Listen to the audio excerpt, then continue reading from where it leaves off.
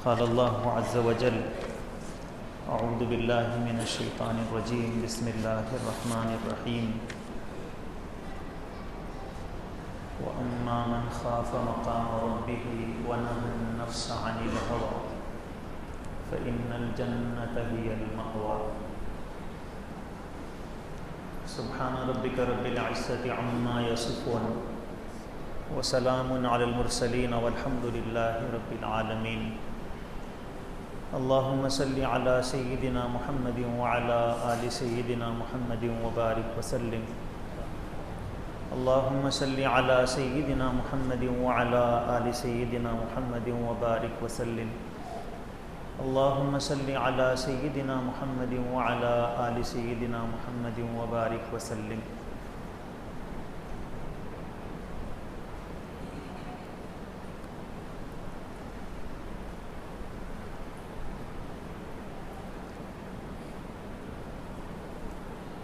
ایک لفظ ہے امید اور ایک ہے ڈر. جس طرح امید ایک نعمت ہے، ایسے ہی ڈر بھی اللہ کی ایک نعمت ہے. چنانچہ رسول اکرم صلی اللہ علیہ وسلم یہ دعا فرماتے تھے: اللہم انی اسألک من خشیتک ما تحول به بینی و بین معصیتک. کہ اے اللہ، آپ مجھے اپنا اتنا ڈر نصیب فرمائیے جو میرے اور آپ کے گناہوں کے درمیان حائل ہو جائے. اتنا ڈر جو مجھے گناہوں سے بچا سکے. تو اب اتنا ڈر کسی کو حاصل ہو جائے جس سے وہ گناہ سے بچ سکے، تو یہ ڈر بھی اللہ کی ایک بہت بڑی نعمت ہے، جس کے لیے اللہ کے پیغمبر علیہ الصلاۃ والسلام خاص طور پر دعا فرما رہے ہیں. اور ظاہر ہے کہ یہ ڈر تو اللہ کے رسول صلی اللہ علیہ وسلم کو پہلے سے حاصل تھا. اللہ کے نبی صلی اللہ علیہ وسلم نے فرمایا: انا اخشاکم للہ، انا اعلمکم باللہ و اخشاکم للہ. میں تم میں سب سے زیادہ اللہ کا جاننے والا اور سب سے زیادہ اللہ کا ڈر رکھنے والا ہوں. لیکن اللہ کے نبی صلی اللہ علیہ وسلم کی یہ دعا ہم لوگوں کے لیے ہے کہ ہم اس دعا کو بار بار کرتے رہیں، تاکہ ہمیں بھی وہ ڈر کی کیفیت حاصل ہو جو ہمیں گناہوں سے روک دے. انبیاء کرام علیہم الصلاۃ والسلام تو معصوم ہوتے ہیں، ان سے گناہ ہو ہی نہیں سکتا ہے. پھر اللہ کے پیغمبر علیہ الصلاۃ والسلام کا یہ فرمانا کہ اے اللہ، مجھے اتنا ڈر عطا فرمائیے جو مجھے آپ کے گناہوں سے روک دے. یہ الفاظ خود بتلا رہے ہیں کہ امت کو اللہ کے رسول صلی اللہ علیہ وسلم یہ دعا سکھانا چاہتے ہیں کہ تمہیں ضرورت ہے اس کی. تم سے گناہ ہو جاتے ہیں، لیکن یہ اس وقت ہوتے ہیں جب اللہ کا ڈر اور خوف اور خشیت تمہارے اندر اس کی کمی ہو جاتی ہے. اس لیے گناہوں سے بچنا کا بھی کام تمہیں ہی کرنا ہے. اور آدمی گناہ سے جس ڈر سے بچتا ہے، اس ڈر کا سوال بھی تمہیں اللہ سے کرنا ہے، تاکہ وہ کیفیت تمہیں حاصل ہو اور پھر تم اپنے آپ کو گناہوں سے بچانے میں کامیاب ہو سکو.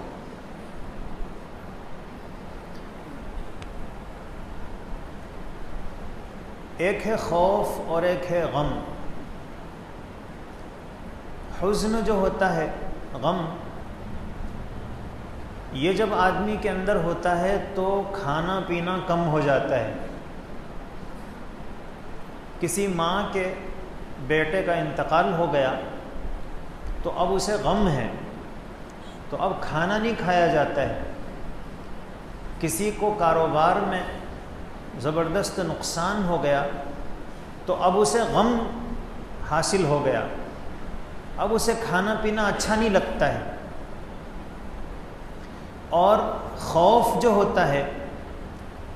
جب یہ کسی کے اندر ہوتا ہے تو پھر گناہ کم ہو جاتے ہیں. چنانچہ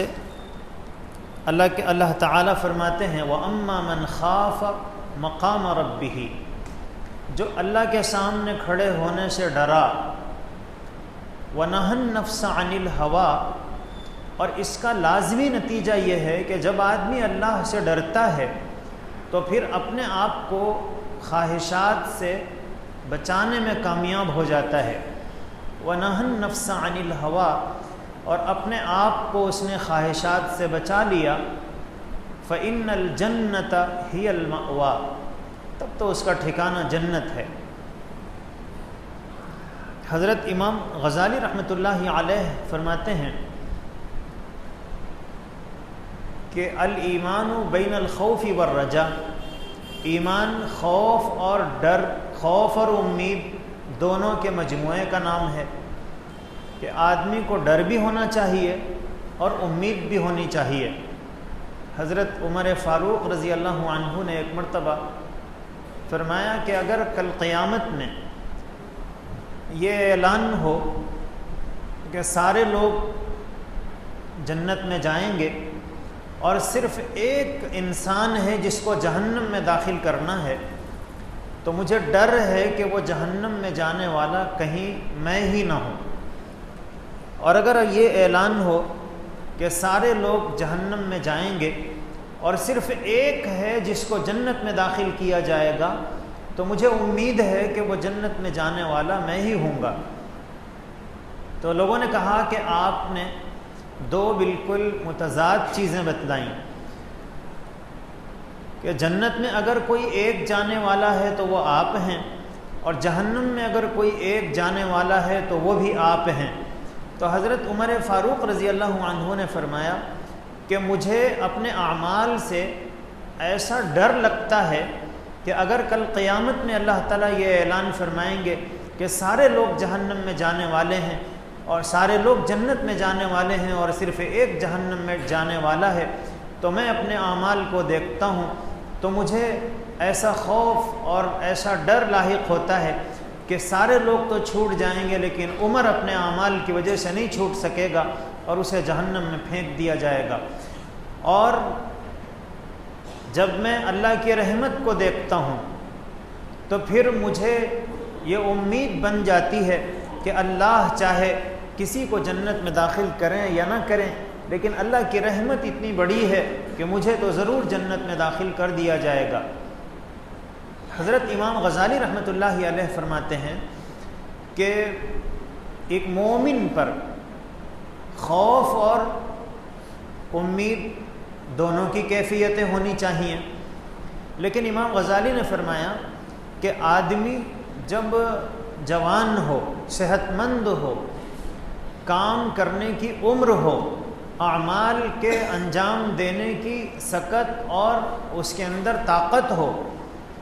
تو اس زمانے میں ایک مومن کے اوپر خوف کا غلبہ ہونا چاہیے. عمل کے زمانے میں خوف کا غلبہ ہو تو پھر آدمی کے لیے نیکیاں کرنا آسان اور گناہوں سے بچنا آسان ہو جاتا ہے. کہ عمل کا زمانہ ہے، ڈر جتنا ہوگا اتنا گناہوں سے بچنے کی کوشش کرے گا، اتنا نیکیوں میں آگے بڑھنے کی کوشش کرے گا. اور جب قوا جواب دے جائیں، ہمت پست ہو جائے اور کمزوریاں لاحق ہو جائیں، تو پھر اس وقت انسان کے اوپر امید کا غلبہ ہونا چاہیے کہ اب عمل کا زمانہ تو رہا نہیں، اللہ سے امید ہے کہ اللہ ضرور مغفرت فرما دیں گے. امام غزالی فرماتے ہیں کہ آدمی کے اوپر خوف اس لیے بھی طاری رہنا چاہیے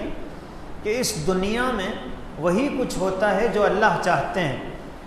ان الحکم الا للہ، حکم تو اللہ کا چلتا ہے.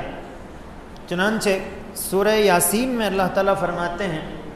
للشمس ينبغي لها ان تدرك القمر، کہ سورج میں اتنی مجال نہیں ہے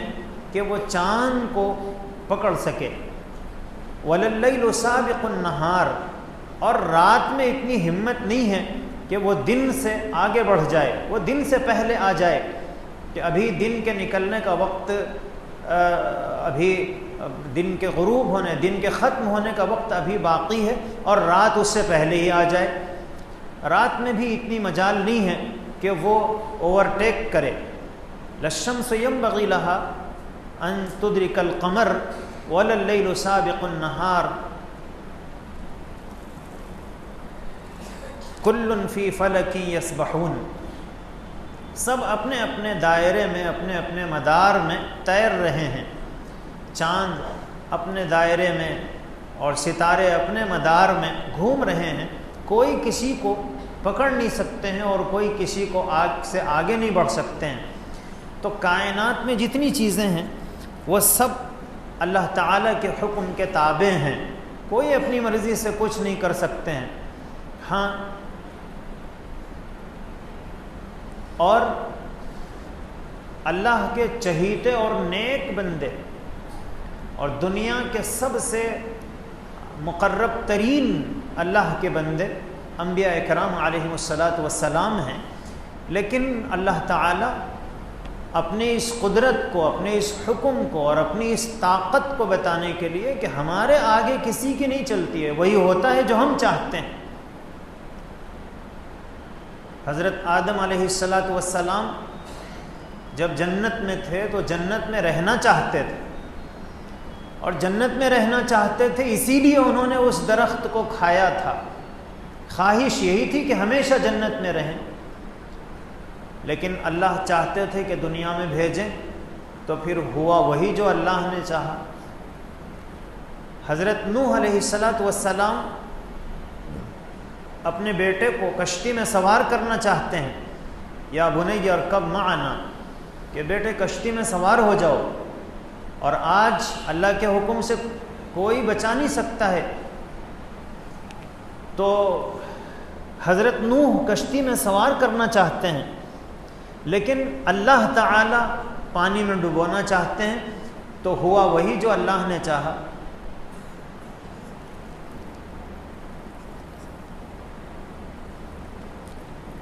تو جب حضرت ابراہیم علیہ السلام اپنے چہیتے بیٹے حضرت اسماعیل کے گلے پر چھری چلاتے ہیں، یہ چاہتے ہیں کہ بیٹے کا گلا کٹ جائے، اور اللہ چاہتے ہیں کہ نہ کٹے، ہوا وہی جو اللہ نے چاہا۔ جبکہ حضرت ابراہیم علیہ السلام نے تو اپنی ساری طاقت استعمال کر لی۔ تو عام لوگ تو عام لوگ ہیں، انبیاء کرام علیہم السلام بھی جو چاہتے ہیں تو وہ نہیں ہو پاتا ہے جب تک اللہ نہ چاہیں۔ تو امام غزالی فرماتے ہیں کہ جب ہر چیز اللہ کے چاہنے سے ہوتی ہے، البتہ انسان کو اللہ تعالیٰ نے آدھے کاموں کا اختیار دے دیا اور آدھوں میں بے اختیار بنایا۔ ہم جب کھانا کھاتے ہیں تو پھر چبانے کا تو ہمیں اختیار ہے، اور گلے میں سے اندر حلق میں پہنچانے تک کا تو ہمیں اختیار ہے، لیکن جیسے ہی حلق سے نیچے وہ غذا پہنچتی ہے تو ہمارے سارے اختیارات ختم ہو جاتے ہیں۔ اب ہم چاہتے ہیں کہ یہ کھانا ہضم ہو جائے، اور اللہ چاہتے ہیں کہ ہضم نہ ہو تو پیٹ میں درد ہو جاتا ہے۔ ہم چاہتے ہیں کہ یہ کھانا میرے جسم کی طاقت کا ذریعہ بن جائے، لیکن اللہ چاہتے ہیں کہ یہ کھانا اس کی کمزوری کا ذریعہ بن جائے، تو پھر قے ہو جاتی ہے اور انسان پہلے سے زیادہ کمزور ہو جاتا ہے۔ تو جو اللہ چاہتے ہیں وہی ہوتا ہے۔ امام غزالی فرماتے ہیں کہ جب جو اللہ چاہتے ہیں وہی ہوتا ہے، تو پھر انسان کو چاہیے کہ جو اللہ نے اسے تھوڑا بہت اختیار دیا ہے اس میں بھی وہ وہی چاہے جو اللہ چاہتے ہیں، تاکہ پھر اس کی زندگی کامیابی کی طرف گامزن ہو جائے اور اسے اللہ کی رضا مل جائے۔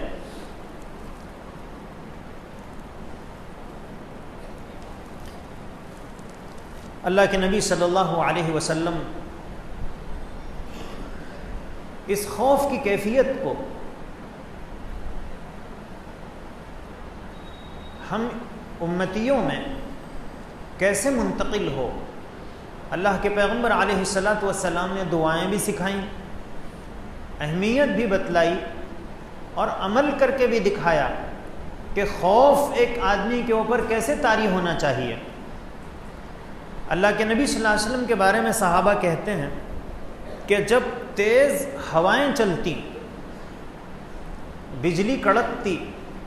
اللہ کے نبی صلی اللہ علیہ وسلم سیدھے گھر سے نکلتے اور مسجد میں چلے جاتے اور عبادت میں مصروف ہو جاتے۔ صحابہ پوچھتے ہیں اللہ کے رسول صلی اللہ علیہ وسلم، آپ کے اوپر ایک ڈر اور ہیبت اور خوف کی کیفیت ہے، آخر ایسا کیوں ہے؟ تو حضور سمجھاتے کہ دیکھو یہ جو تیز ہوائیں چل رہی ہیں، پچھلی قوموں کے اوپر اسی طرح تیز ہوائیں چلیں اور وہ سمجھے کہ اب پانی کی بارش ہوگی، لیکن بجائے پانی کی بارش ہونے کے پتھروں کی بارش ہوئی اور ہلاک کر دیے گئے، آگ برسائی گئی، جلا دیے گئے، زمینیں الٹ دی گئیں، تباہ کر دیے گئے۔ تو یہ جو تیز ہوائیں ہیں، مجھے بھی پتہ ہے کہ اس سے بارش ہوگی، لیکن ڈر لگتا ہے کہ کہیں یہ ہوائیں اسی قسم کی نہ ہوں جس قسم کی ہوائیں پچھلی قوموں پر آئی تھیں۔ حضرت ابو بکر صدیق رضی اللہ عنہ، حضرت ابو بکر کو ابو بکر اس لیے نہیں کہا جاتا ہے کہ ان کے کسی بیٹے کا نام بکر تھا اور پھر اس وجہ سے ان کی کنیت ابو بکر ہو گئی۔ بکر کا جو مادہ ہے اس میں جلدی کا مفہوم پایا جاتا ہے، اسی لیے صبح کو بکور کہا جاتا ہے، بکرہ کہتے ہیں صبح کو۔ اس عورت کو، اس لڑکی کو جس کی ابھی شادی نہ ہوئی ہو، اسے باکرہ کہا جاتا ہے۔ تو اللہ کے حضرت ابو بکر رضی اللہ عنہ چونکہ ہر نیکی کے کام میں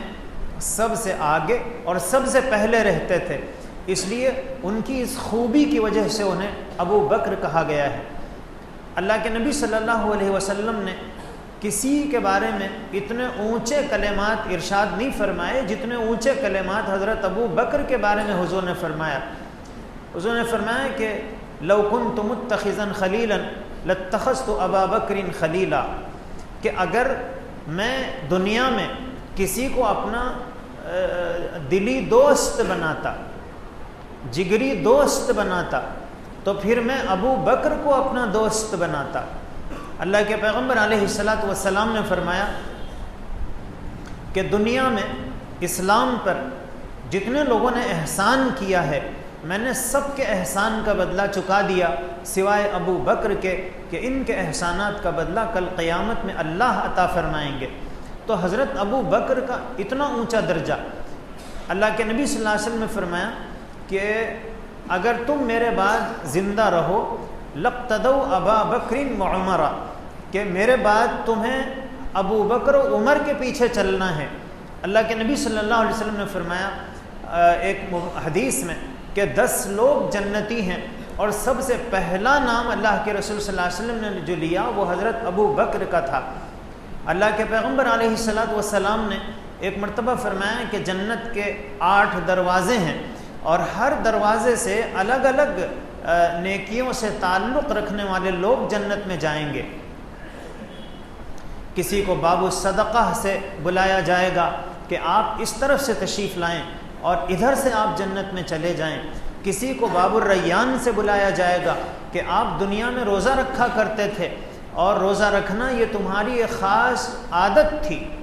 ورنہ روزہ تو سارے مسلمان رہتے ہیں، لیکن جس کے اوپر روزوں کا غلبہ تھا کہ سال بھر میں بس زیادہ وقت روزوں سے دلچسپی، کہ آج روزہ ہیں، 2-4 دن کے بعد پھر روزہ ہیں، بس روزے رکھنے کی ایک گویا چاہت اور جذبہ جس کے اندر ہے۔ تو ہر ایک میں ایک الگ کیفیت اور صفت ہوتی ہے۔ کسی کو خدمت کرنے میں مزہ آتا ہے، کسی کو نماز پڑھنے میں جی لگتا ہے، اور کسی کو دعائیں کرنے میں بڑا لطف آتا ہے، کسی کو قرآن کریم کی تلاوت اچھی لگتی ہے اور اس کا زیادہ وقت قرآن کریم کی تلاوت میں گزرتا ہے، اور کوئی ہوتا ہے جس کو صدقہ و خیرات زیادہ پسند ہوتا ہے کہ بھئی غریبوں کی مدد کی جائے، پریشان حال لوگوں کا ساتھ دیا جائے۔ تو ہر ذوق کے لوگ ہوتے ہیں، تو اللہ تعالیٰ نے بھی جنت میں داخلے کے لیے 8 دروازے بنائے تاکہ ہر ذوق کے لوگوں کو الگ دروازے سے جنت میں داخل کیا جائے۔ اللہ کے نبی صلی اللہ علیہ وسلم نے فرمایا کہ ہر دروازے سے الگ الگ لوگوں کو پکارا جائے گا۔ تو حضرت ابوبکر صدیق رضی اللہ عنہ نے فرمایا کہ اے اللہ کے رسول صلی اللہ علیہ وسلم، کیا کوئی ایسا خوش نصیب بھی ہوگا جس کو جنت کے ہر دروازے سے پکارا جائے کہ آپ ادھر سے آئیں، آپ ادھر سے آئیں، ہر جنت سے اس کو پکارا جائے، تو اللہ کے جنت کے ہر دروازے سے پکارا جائے؟ تو اللہ کے نبی صلی اللہ علیہ وسلم نے فرمایا کہ مجھے امید ہے کہ وہ ابو بکر ہوں گے، جن کو جنت کے ہر دروازے سے پکارا جائے گا کہ آپ ادھر سے جائیں، آپ ادھر سے جائیں۔ تو حضرت ابو بکر، ظاہر ہے کہ حضور کے یہ شہادت اور حضور کی یہ گواہی یہ بتلاتی ہے کہ حضرت ابو بکر صدیق نیکی کے ہر کام میں آگے تھے، اور باقی لوگ نیکی کے کسی ایک کام میں آگے ہوتے ہیں، لیکن حضرت ابو بکر ہر ایک میں آگے تھے۔ تو حضرت ابو بکر جن کو جنت کی بشارتیں ملی ہوئی ہیں، اور اللہ کے رسول صلی اللہ علیہ وسلم یہی نہیں فرما رہے ہیں کہ تم جنت میں جاؤ گے، بلکہ یہ بھی کہہ رہے ہیں کہ جنت کے ہر دروازے سے تمہیں پکارا جائے گا۔ اب ظاہر ہے کہ ان کے اندر اطمینان کی جو کیفیت ہونی چاہیے تھی کہ بس میں تو جنتی ہوں، اور ڈر اور خوف یہ ان کے اوپر طاری نہیں رہنا چاہیے تھا۔ لیکن حضرت ابوبکر صدیق رضی اللہ عنہ کی زندگی اور سیرت کو ہم پڑھتے ہیں تو پتہ چلتا ہے کہ حضرت ابو بکر قرآن کریم جب پڑھتے اپنے آنکھوں پر قابو نہیں پاتے تھے، اور روتے رہتے، اور اتنا روتے اور روتے روتے قرآن پڑھتے کہ سننے والوں کو بھی رونا آ جاتا تھا۔ حضرت ابو بکر صدیق رضی اللہ عنہ کبھی اپنی زبان کو پکڑتے اور یہ کہتے کہ بس تیری وجہ سے میں ہلاک ہو گیا، کبھی تنکا نیچے سے اٹھاتے اور یہ کہتے کہ کاش ابو بکر کو اس کی ماں نے جنم نہ دیا ہوتا، اور ابو بکر دنیا میں پیدا ہی نہ ہوتا، اور کاش ابو بکر تنکا ہوتا جو ہوا میں اڑ جاتا، انسان نہ ہوتا کہ کل قیامت میں اسے حساب و کتاب دینا پڑتا۔ تو میرے بھائیوں، جو جتنا اونچے نیکیوں کے اعلیٰ درجے پر ہوتا ہے اس کو اللہ کا اتنا ہی ڈر ہوتا ہے۔ اسی لیے اللہ کے پیغمبر علیہ الصلاۃ والسلام نے فرمایا کہ انا اعلمکم باللہ واخشاکم للہ، میں سب سے زیادہ اللہ کو جانتا ہوں اور سب سے زیادہ اللہ سے ڈرتا ہوں۔ تو اب ظاہر ہے کہ حضرت ابوبکر صدیق رضی اللہ عنہ اللہ کو جانتے ہیں، اس لیے ڈر اتنا غالب ہے کہ ساری بشارتوں کے باوجود ڈر رہے ہیں، کانپ رہے ہیں کہ کاش مجھے اس دنیا میں آنکھیں کھولنے کا موقع ہی نہ ملتا، کوئی تنکا ہوتا اور ہواؤں میں اڑ جاتا۔ حضرت عمر فاروق رضی اللہ عنہ، اللہ کے رسول صلی اللہ علیہ وسلم نے فرمایا کہ میرے بعد اگر کوئی نبی ہوتے تو وہ عمر ہوتے۔ اللہ کے پیغمبر علیہ الصلاۃ والسلام نے فرمایا کہ عمر جس راستے سے گزرتے ہیں اس راستے سے شیطان نہیں گزرتا ہے۔ اللہ کے پیغمبر علیہ الصلاۃ والسلام کے احادیث سے معلوم ہوتا ہے کہ ہر امت میں ایک محدث ہوتا ہے، اور میری امت کے جو محدث ہیں، میری امت میں جو محدث ہیں وہ حضرت عمر فاروق ہیں۔ محدث کہتے ہیں اس شخصیت کو جس کے دل میں وہ خیالات آتے ہیں جو اللہ چاہتے ہیں۔ چنانچہ حضرت عمر فاروق رضی اللہ عنہ کے دل میں وہ خیالات آتے تھے جو اللہ چاہتے تھے۔ چنانچہ کئی مرتبہ ایسا ہوا کہ حضرت عمر فاروق نے فرمایا کہ اگر اسلام میں یہ طریقہ ہوتا تو بہت اچھا تھا۔ بس کچھ ہی دیر گزری کہ قرآن کی آیتیں نازل ہوئیں اور یہ بتایا گیا کہ اب مسلمانوں کو یہ کرنا ہے۔ تو حضرت عمر فاروق رضی اللہ عنہ کو حضور نے محدث فرمایا۔ اللہ کے نبی صلی اللہ علیہ وسلم جب کبھی مسلمانوں کے کاموں کے سلسلے میں مشورہ کرنا ہوتا تو پھر حضرت ابو بکر اور حضرت عمر سے مشورہ کرتے۔ اللہ کے پیغمبر علیہ الصلاۃ والسلام ایک مرتبہ کہنے لگے کہ اگر ابو بکر اور عمر دونوں کسی کام کا مشورہ دے دیں تو پھر میری رائے وہی ہوا کرتی ہے۔ تو اتنا اونچا مقام اللہ تعالیٰ نے حضرت عمر فاروق کو عطا فرمایا تھا کہ 10 جنتی صحابہ میں ایک ہے، لیکن ڈر کا اور خوف کا اور ہیبت کا حال یہ تھا کہ حضرت حذیفہ رضی اللہ عنہ جو صاحب سر رسول اللہ صلی اللہ علیہ وسلم کہلاتے ہیں، حضور نے ان کو قیامت تک پیدا ہونے والے منافقین کے نام بتائے تھے کہ کس زمانے میں کون انسان ہوگا جو منافق ہوگا۔ حضرت حذیفہ کو حضور نے وہ سارے نام بتائے تھے کہ یہ ہے منافق، یہ ہے منافق، اور یہ فرمایا تھا کہ یہ کسی کو نہ بتانا، یہ راز ہے۔ اب حضرت عمر فاروق رضی اللہ عنہ حضرت حذیفہ سے یہ پوچھتے ہیں کہ حذیفہ، اللہ کے نبی صلی اللہ علیہ وسلم نے تمہیں منافقین کے نام بتائے ہیں، میں تم سے یہ تو نہیں پوچھوں گا کہ ان کے نام بتاؤ، اس لیے کہ حضور نے تمہیں یہ تاکید کی ہے کہ تمہیں ان کے نام بتانا نہیں ہے، اس لیے میں یہ نہیں پوچھوں گا۔ ہاں بس میرا ایک ہی سوال ہے، وہ یہ ہے کہ بس اتنا بتا دو کہ عمر کا نام تو اس میں نہیں ہے نا، عمر کا تو نام نہیں ہے اس میں۔ تو اللہ کے حضرت عمر فاروق رضی اللہ عنہ اتنا ڈر رہے ہیں کہ کہیں میں منافقین میں سے نہ ہوں، اور ظاہر ہے کہ ڈر اسی کو لگتا ہے جس کے پاس کچھ ہوتا ہے۔ ہم لوگ جب سفر کرتے ہیں اور ہمارے جیب میں کچھ نہیں ہے، بس 150 روپے موجود ہیں، سکون سے سوتے ہوئے جاتے ہیں بس میں، اور اگر 50,000 1 لاکھ روپے جیب میں آپ رکھ کر چل رہے ہیں، آپ کا جو بیگ ہے اس میں 2-4 لاکھ روپیے ہیں، تو اب بس میں نیند آتی ہے۔ جو بازو بیٹھا ہوا ہے اس کے بارے میں بھی شک ہوتا ہے، کہیں یہ اترتے ہوئے میرا بیگ لے کے تو نہیں اتر جاتا۔ جیسے ہی نیند کا جھٹکا آتا ہے تو آدمی فوراً چونک کر اٹھتا ہے اور سیدھے بیگ کو دیکھتا ہے کہ بیگ ہے یا جا چکا ہے، نیند ہی نہیں آتی ہے۔ کیوں؟ بھئی 2-4 لاکھ روپے ساتھ میں ہیں۔ تو ہمیں جو ڈر نہیں لگتا ہے کہ کہیں میں منافق تو نہیں ہوں، ہمیں ڈر نہیں لگتا ہے،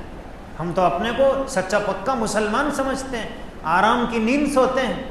کیوں؟ کچھ ہے تو ڈر لگتا نا، جس کے پاس کچھ ہے ہی نہیں اسے کہے کا ڈر، وہ تو آرام کی نیند سوئے گا، وہ تو اطمینان کی زندگی بسر کرے گا۔ اس لیے ہمیں کبھی یہ ڈر نہیں لگتا ہے کہ کہیں میں منافق تو نہیں، ہمیں کبھی ہمارے اندر یہ کبھی کیفیت پیدا نہیں ہوئی کہ ہم اللہ تعالیٰ کے ڈر سے یہ کہہ رہے ہوں کہ کاش میں پیدا ہی نہ ہوتا اور کل مجھے قیامت میں حساب ہی نہ دینا پڑتا۔ ہمیں حساب دینے کا ڈر ہی نہیں، ہم تو سمجھتے ہیں کہ جنت تو بس ہمارے باپ کی جاگیر ہے اور وراثت میں مل جائے گی۔ حضرت آدم علیہ السلام ہم سب کے باپ تھے،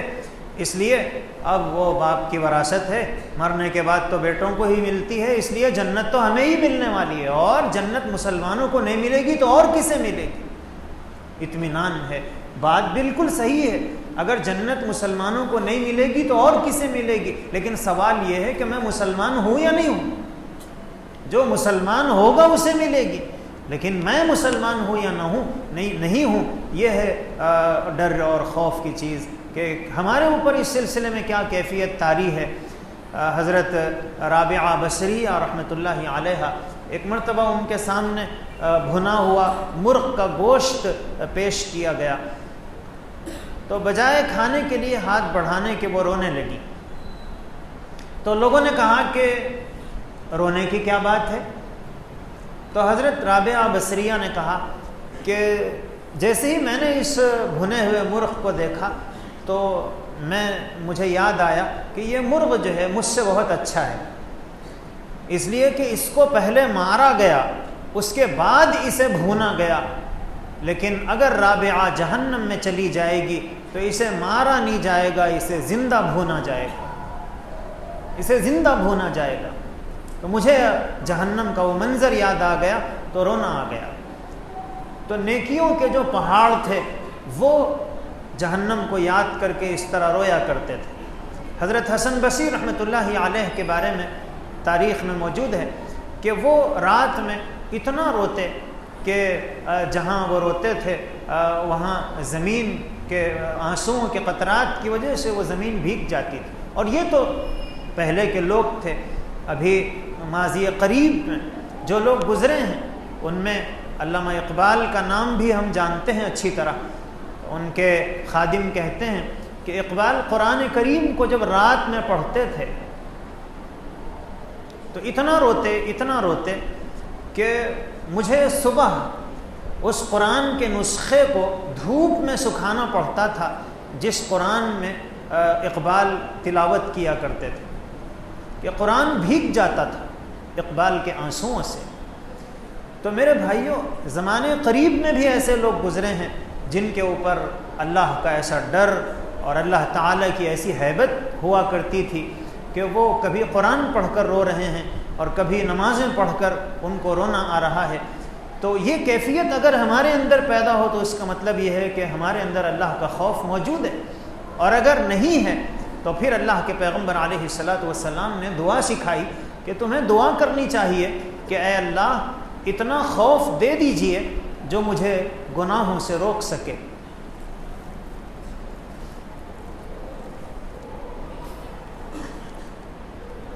ایک صحابی رونے لگے تو قریب میں جو ان کے ساتھی تھے انہوں نے پوچھا کہ آپ کیوں رو رہے ہیں؟ کیا کوئی غلطی ہو گئی ہے؟ کوئی گناہ ہو گیا ہے جس کی وجہ سے آپ کو رونا آ رہا ہے؟ بہت سسکیاں لے کر اور بہت تڑپ کر رو رہے تھے۔ تو انہوں نے پوچھا کہ کوئی گناہ ہو گیا ہے جس کی وجہ سے آپ رو رہے ہیں؟ تو انہوں نے نیچے گیہوں کا دانہ پڑا ہوا تھا، اس کو اٹھایا اور کہا کہ اس گیہوں کے دانے کے برابر بھی مجھ سے کوئی گناہ نہیں ہوا ہے، مجھے یاد نہیں ہے کہ اتنا بھی گناہ مجھ سے ہوا ہے، لیکن میں اس لیے رو رہا ہوں کہ مجھے اللہ کی قدرت اور اس کی طاقت سے یہ ڈر لگتا ہے کہ اس نے بڑے بڑے لوگوں کے ساتھ اپنی بے نیازی کا مظاہرہ کیا ہے۔ بلعم بن باعورہ 500 سال تک اس نے اللہ کی عبادت اس انداز سے کی تھی کہ پل جھپکنے کے برابر بھی اس سے گناہ نہیں ہوا تھا، لیکن 300 سال تک، لیکن اس کے بعد اور پھر اتنے اونچے درجے پر پہنچ گیا کہ اس کو مستجاب الدعا بنا دیا گیا، جو دعا کرتا اللہ قبول فرماتے، لیکن اس سے ایک غلطی ہوتی ہے جس کی وجہ سے قرآن کریم کا بیان ہے کہ یلہث کما یلہث الکلب، کہ وہ اس طرح ہانپتا تھا جس طرح کتا ہانپتا ہے، اور اسی طرح ہانپتے ہانپتے اس کا انتقال ہو گیا۔ تو کہیں ایسا نہ ہو کہ میں نے تو ساری نیکیاں کرنے کی کوشش کی ہیں لیکن اللہ کی صفت بے نیازی کام کر جائے اور پھر میرا بھی وہی انجام نہ ہو جو بلعام بن باعورہ کا تھا، ایمان سے کہیں محروم نہ کر دیا جاؤ۔ حضرت عبداللہ بن مبارک رحمۃ اللہ علیہ بہت بڑے محدث گزرے ہیں، اور محدثین کی تاریخ میں جو علم حدیث کو پڑھے ہوئے ہیں، اسماء رجال سے جن کو واقفیت حاصل ہے، وہ جانتے ہیں کہ محدثین میں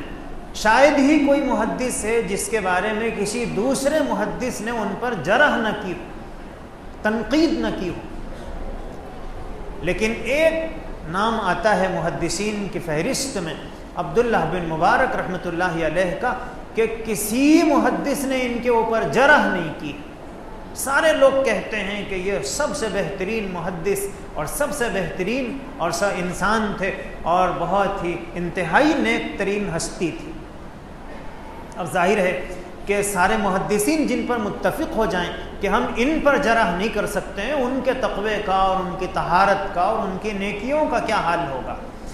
لیکن جب انتقال کا وقت قریب آیا تو اپنے شاگردوں سے کہا کہ مجھے زمین پر لٹا دو۔ شاگرد ہچکچائے کہ اتنا اونچا مقام تھا اور استاذ کا ڈر اور ہیبت بھی تھی